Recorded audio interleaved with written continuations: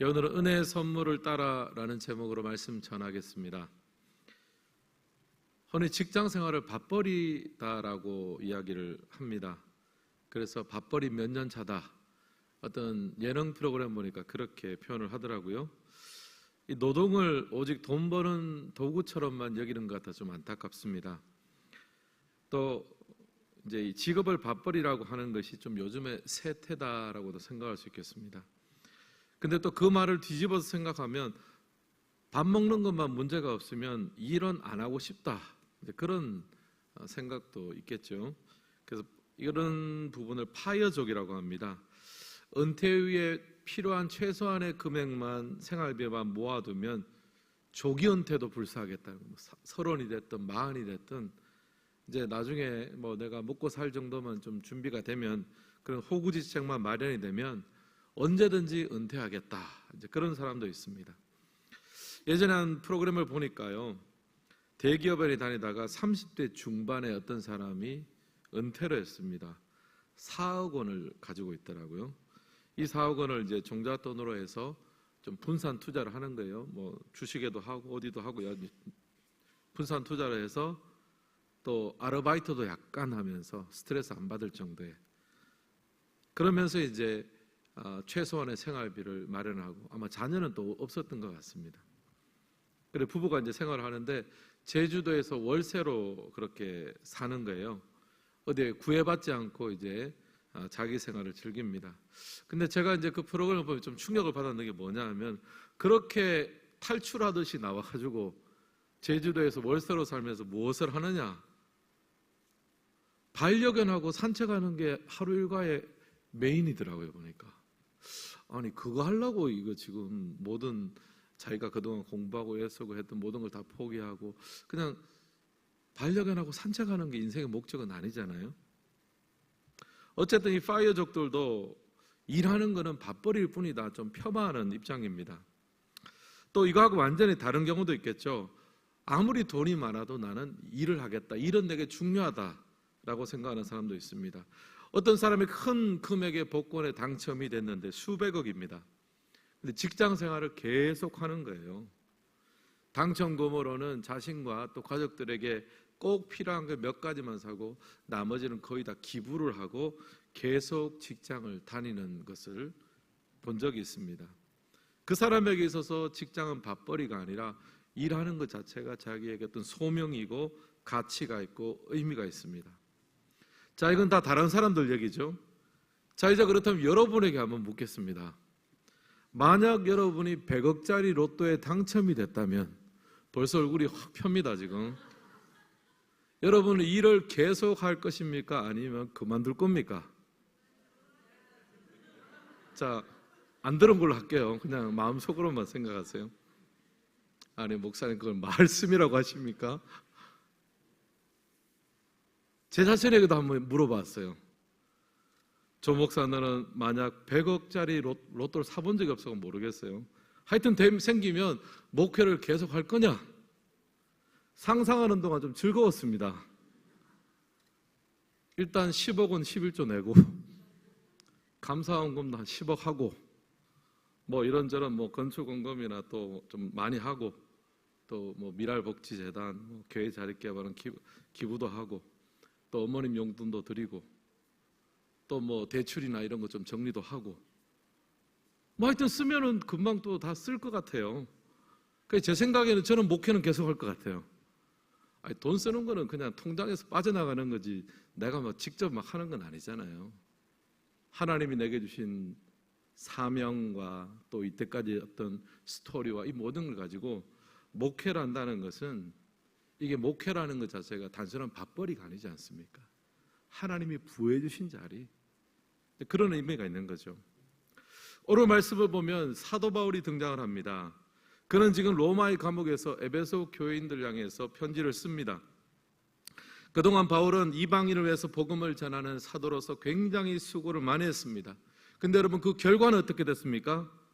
로마의 감옥에 있잖아요. 굉장히 이방인들을 위해서 수고도 하고 뭐 복음도 전하고 사실 결과를 보면 뭐 성공적이었습니다. 많은 교회를 개척하고 많은 결신자들이 생겼습니다. 직장으로 친다면 성과급을 줘야 되는데 감옥에 지금 있지 않습니까? 바울이 사도직을 밥벌이로 생각했다면 당장 때려쳐야 되죠. 또 하나님께 따지고 원망해야 됩니다. 하나님 성과급을 주셔야 되는데 왜 이러십니까? 하지만 사도는 그렇게 하지 않습니다. 오히려 감사를 하고 감옥 밖에 있는 사람들을 위해서 케어를 하고 또 말씀을 기록하는 거예요. 왜 그렇습니까? 사도 바울에게 이 사도직은 밥벌이가 아니라 하나님이신 특별한 사명이었기 때문입니다. 7절을 보면 바울이 자신의 직분을 어떻게 생각했는지를 알 수가 있는데요. 7절 말씀 우리 같이 한번 읽겠습니다. 이 복음을 위하여 그의 능력이 역사하시는 대로 내게 주신 하나님의 은혜의 선물을 따라 내가 일꾼이 되었노라. 아멘. 여기 보면 내게 주신 은혜의 선물을 따라 일꾼이 되었다. 바울은 자신이 감당하는 이 사도의 직책을 하나님이신 선물로 생각을 했습니다. 선물이라. 여러분 한번 이런 식이 가능할까요? 죽도록 수고하고 애쓰고 또 많은 결과도 거두었는데 결과적으로 감옥에 갇힌 상태입니다. 무슨 이런 선물이 있겠습니까? 자, 여러분은 어떠십니까? 지금 여러분이 서 있는 자리 또 여러분이 하고 있는 일이 하나님이 여러분에게 주신 선물이라고 생각하십니까? 아닙니다. 목사님, 형벌입니다. 짐입니다. 뭐 그러실 수도 있겠습니다. 가정에서 주부의 역할을 감당을 하고요. 또 각자 또 가정에 있으면 배우자의 역할, 부모의 역할, 자녀의 역할, 또 직장과 사업장에서는 맡겨진 책임들이 있습니다. 또 교회에서는 봉사와 여러 직분들이 있습니다. 여러분 이 모든 것들 하나님이 여러분에게 주신 선물이라고 믿고 계십니까? 저도 제 목회를 하나님의 선물이라고 생각했는가? 라고 한번 돌이켜보니까 선한 의무였다. 혹은 뭐 또 소명, 내가 감당해야 될 짐이다. 이렇게는 생각을 많이 했었는데 목회 자체를 선물이었다라고 생각해 본 적은 잘 없는 것 같아요. 오늘 예배 드리시는 모든 성도님들은 우리의 세워진 이 자리가 사도 바울의 고백처럼 하나님이신 선물로 고백되어지기를 주님의 이름으로 축원합니다. 바울이 행복하잖아요. 다른 무엇보다. 그래서 이런 관점에서는 본문을 보면서 바울이 자신의 사도직을 은혜의 선물로 이해하고 표현한 이유를 한 두 가지로 살펴보겠습니다. 첫 번째는 신분의 맥락에서 살펴볼 수 있습니다. 먼저 에베소서 1장과 2장의 앞에 흐름을 한번 살펴보겠습니다. 에베소서 1장에서는요, 삼위 하나님이 우리의 구원을 위해서 어떻게 일하셨는지가 나왔습니다. 성부 하나님께서 창세전에 우리를 택하셨고요, 하늘에 속한 모든 복을 우리에게 주시기로 작정하셨습니다.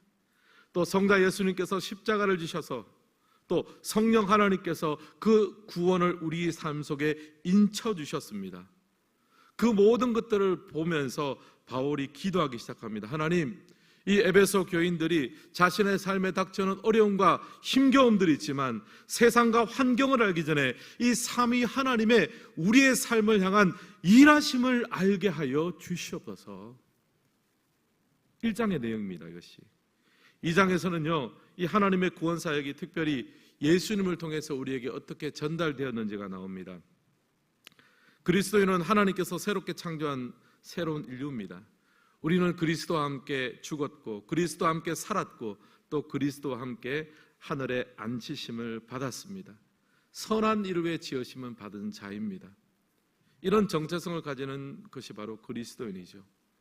특별히 예수님 안에서 이 모든 계획들 속에서 이방인과 유대인들 사이에 있는 담이 허물어졌습니다. 한 세 사람이 된 거죠. 이것이 바로 교회입니다. 교회는요, 단순하게 세상 속에서 세상보다 조금 나은 사회가 아니라 하나님이 만드신 신인류의 사회인 거예요. 하나님 나라의 첫 걸음입니다. 완성될 하나님 나라의 서론이 바로 교회인 거죠. 그래서 사도 바울이 교회를 생각할 때마다 정말 감격이 있고 떨림이 있었습니다. 자, 여기까지가 2장이고요. 이 바탕 위에 이제 3장이 시작이 되는데 사도 바울은 자신을 어떻게 인지하느냐 하면요, 방금 요약한 1장과 2장 속에서 나오는 하나님의 일하심 속에서 자신을 바라보는 거예요. 이 놀라운 하나님의 구원의 사역 속에서 자신은 특별히 이방인을 위한 사도로 부름을 받았다.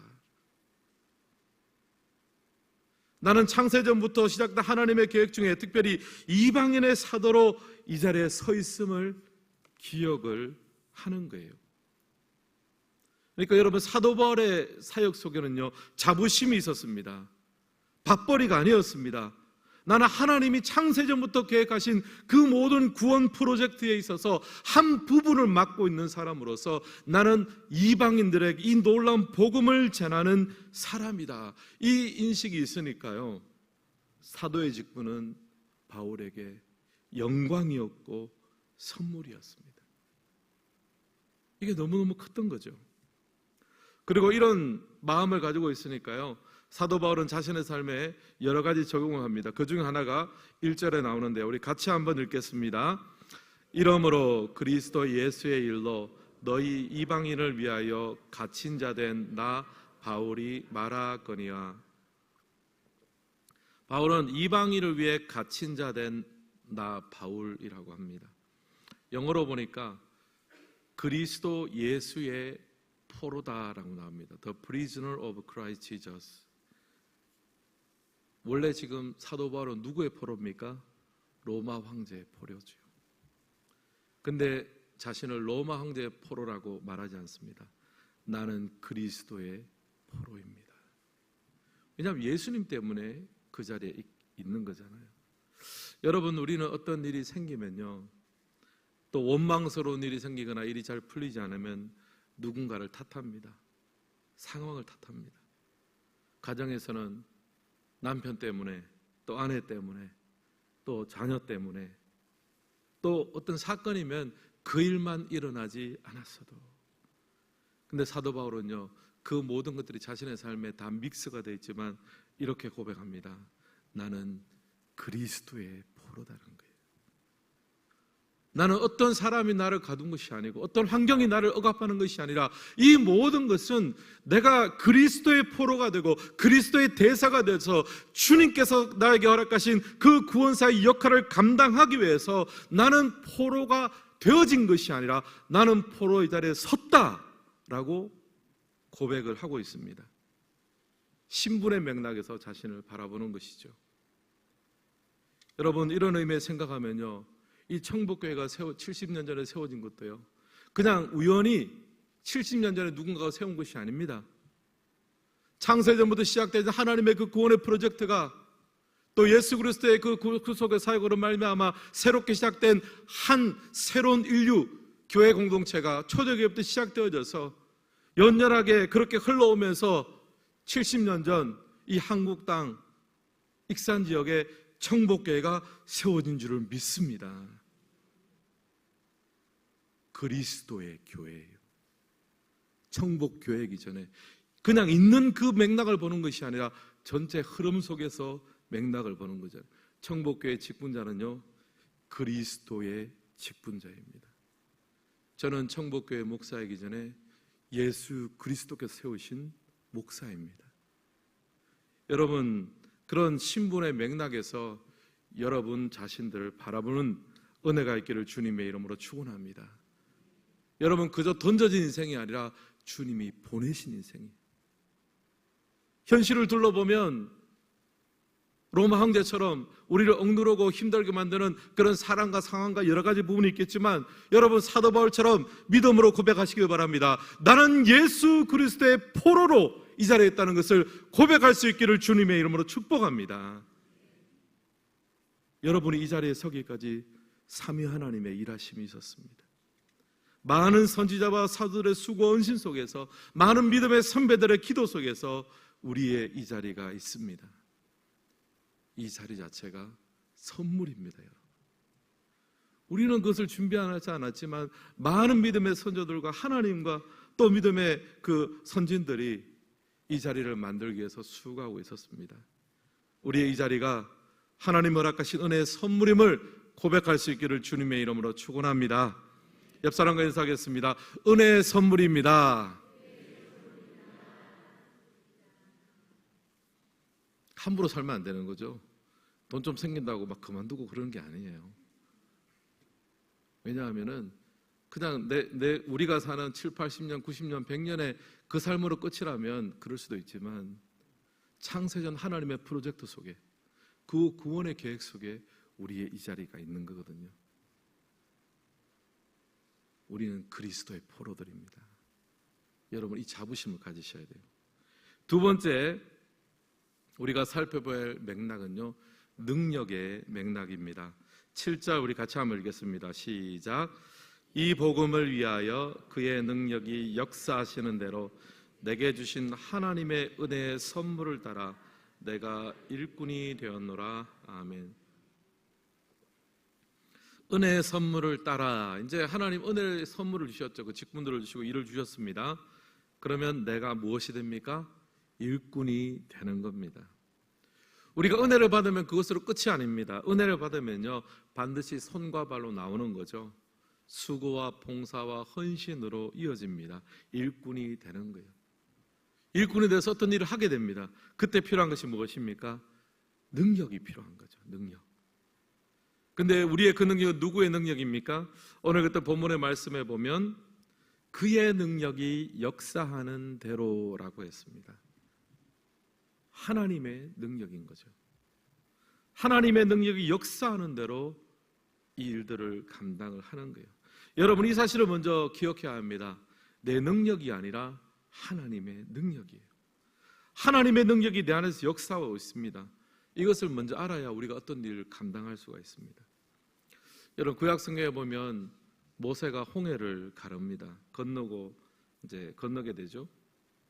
근데 여러분 모세가 직접 홍해를 갈랐습니까? 아닙니다. 모세는 하나님이 주신 지팡이를 손에 들고 바다 위로 그 지팡이를 내밀라고 해서 내밀었을 뿐이에요.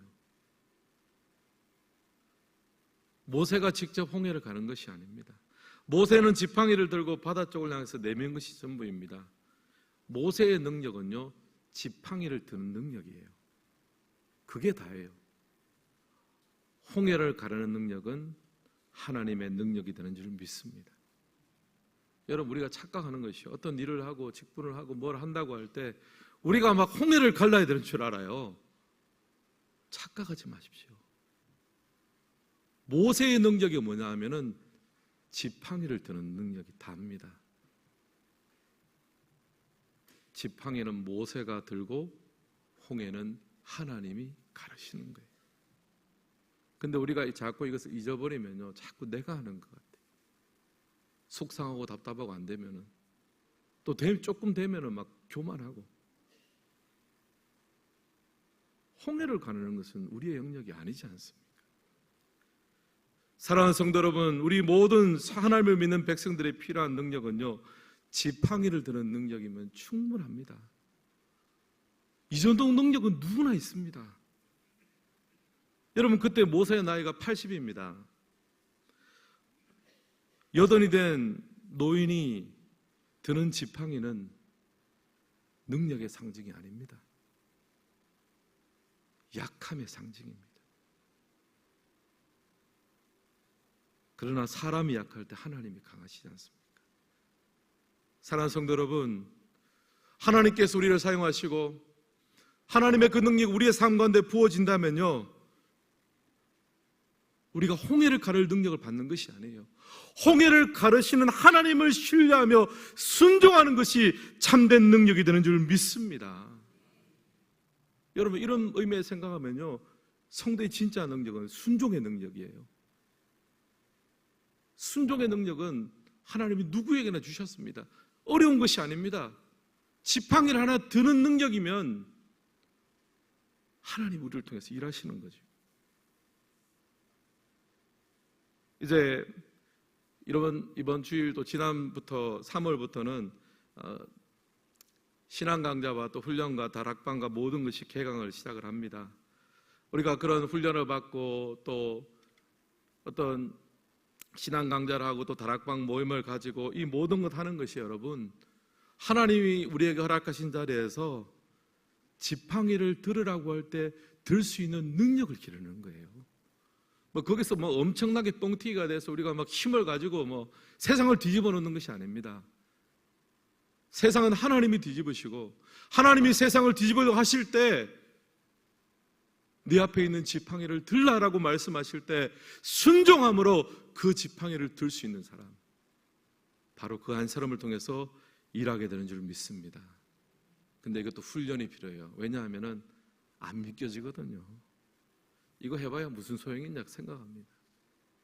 믿음으로 순종의 지팡이를 드는 우리 모두가 되기를 주님의 이름으로 축원합니다. 사랑하는 성도 여러분, 하나님께서 여러분에게 허락하신 자리에서 들어야 될 지팡이는 무엇입니까?